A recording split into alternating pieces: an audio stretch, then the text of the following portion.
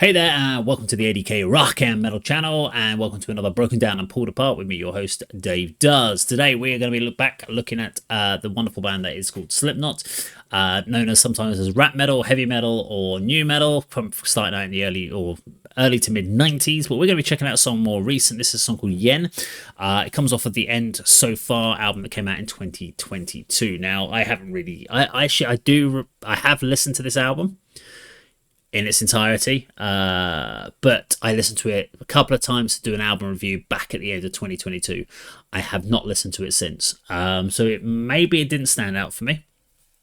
But we're going to do what's called Broken Down and Pulled Apart, where I'll stop it at sections and dissect those relevant sections.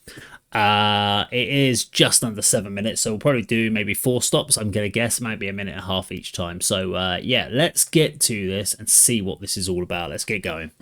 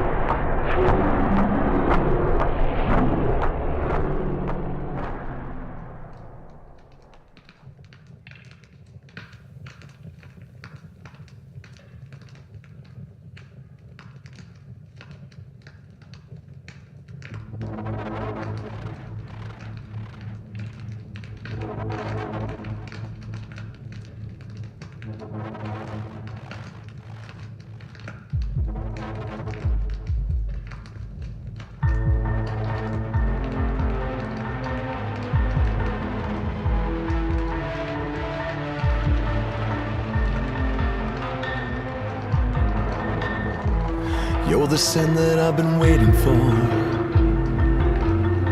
The hands around my throat is all I can think about. The smell of sweat and blood.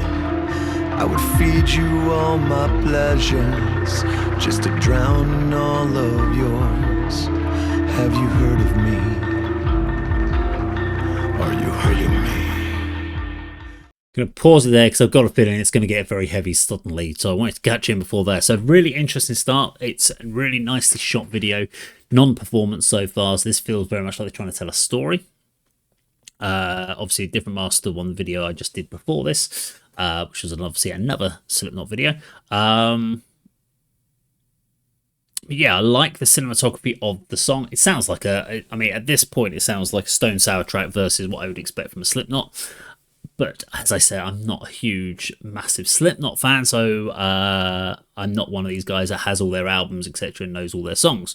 So let's keep going and see where this is going to go. I'm expecting it to get quite heavy suddenly, out of the blue. So let's keep going. Let me savor what I'm waiting for.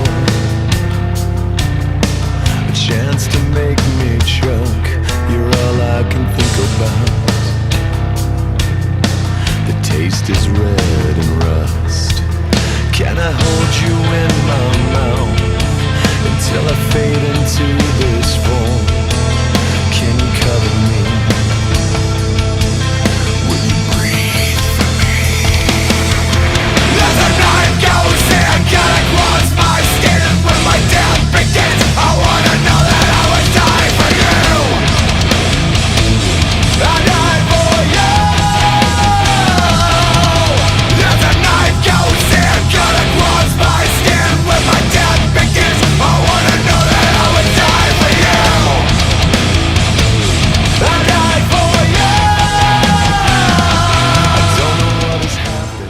Okay, seems like a good point again to stop there just after the first, what I would say, chorus. So up until this point now, this just sounds Slipknot, sort of sounds Stone Sour to me.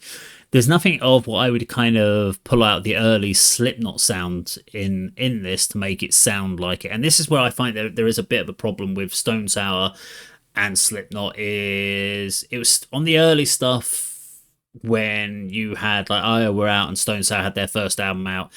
They sounded like two different things. And then over time, they've now started to become too samey to me.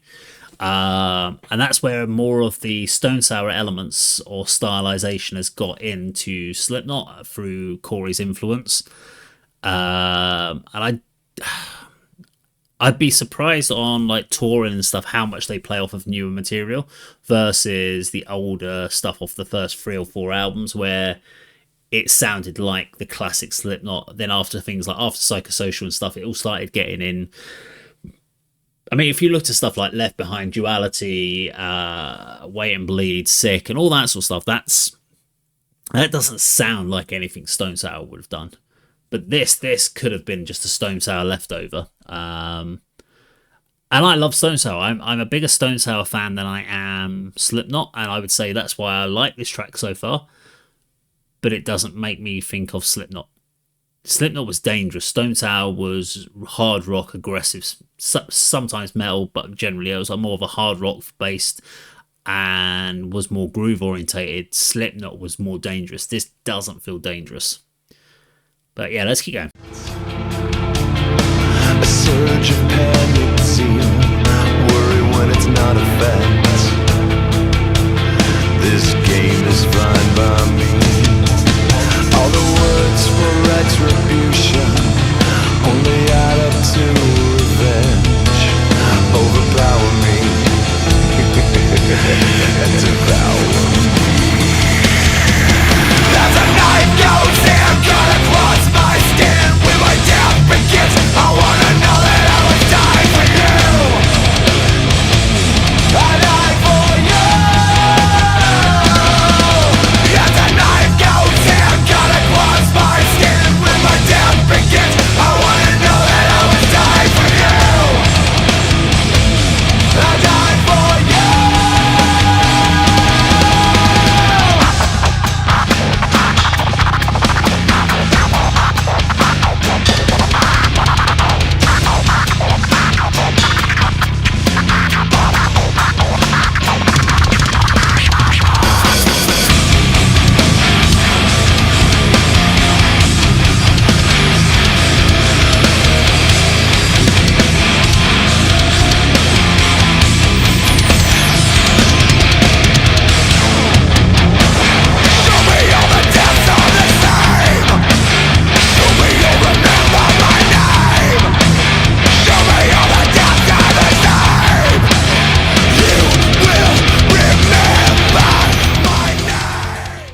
So there is a good example of some good Slipknot over there. For that midsection there, we get the intensity. It's a nasty, vicious little riff there.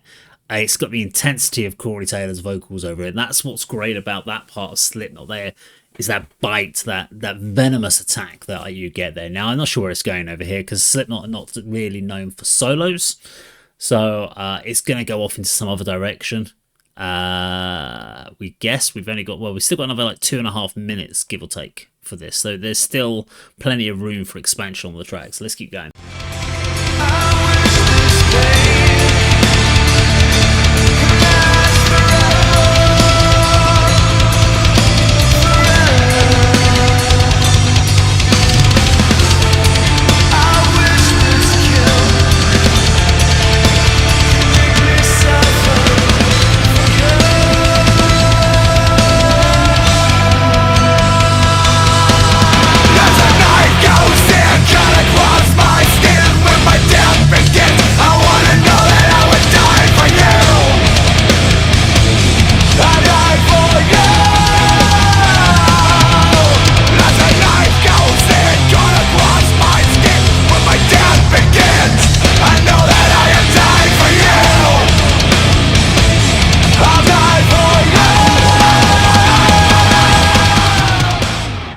It's kind of odd. It does feel like the Stone Sour track that's been then each of the guys in Slipknot have come in and put their own spin on it, their own elements.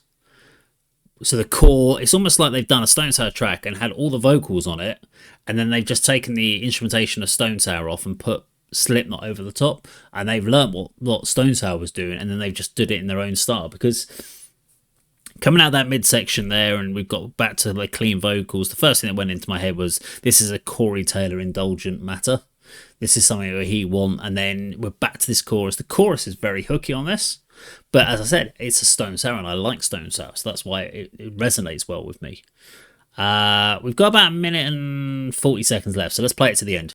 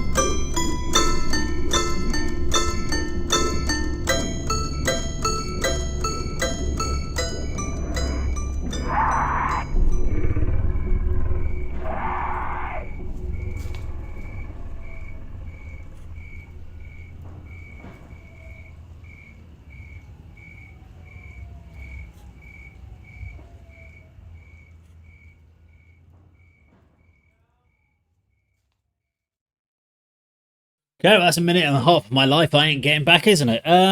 That's a waste of an outro, really. I was hoping there'd be a bit more story elements they'd bring into this and so forth. I don't mind, as a videographer myself, I understand doing like the video elements and putting some story elements in. And sometimes a video will be longer than the actual music in it, but sometimes you can do complete overindulgent bullshit, and that's what that was. Overindulgent bullshit at the end. Didn't add anything to the actual song, didn't add anything to the video, so that could have just finished there with his scream at the end and just finished it. You didn't need the orchestral piece, or you could just put some titles up or just the logo or something. Yeah, do you know what I mean? It's a good Stone Sour track being played by Slipknot, really, in my opinion. I don't know. Maybe there's a lot of other stuff by Slipknot, and I do remember when we talked about this album in 2022. I did mention that there was elements that sounded like it was a split album, where some songs sounded very Stone Sour orientated and some sounded very classic Slipknot. But I think it's almost like Slipknot lost its way for about 10 years, since from about sort of 2010 onwards. It's up till 2020, actually no, so it's probably the last 15 years, they've kind of lost their way as who Slipknot are. They became so big that no matter what they did after 2010, there was almost so much expectation on them, and they were off doing projects and stuff like that themselves. So it's getting back to basics, understanding what made those first couple of albums so good that they stood out for everyone. Still live, phenomenal live band, but they could almost now go down the route of being a legacy band. They don't need to knock out album after album anymore. They can do it from the fact they want to, like Metallica. They could put out a new album when they feel to, like Metallica's 72 Seasons, which is probably, in my opinion, the worst album from Metallica, just for lack of originality. But people will still buy it. But when they go live, no one really wants to hear songs off that. They want to hear The Battery. They want to hear Blackened. They want to hear Seek and Destroy. They want to hear the classics from Metallica. And I think that's the same with Slipknot. You go to an hour and a half Slipknot concert, you're going to want to hear all the classics. You are not going to really want to hear deep cuts off the album. Maybe you do. I don't know. But yeah, good. It is a good track. Yeah, it is a good track. Just doesn't make me feel of Slipknot, if that makes sense. Don't know. Let me know what you think in the comments down below. Thank you very much for watching today, and I'll see you in another video sometime very soon. Take care.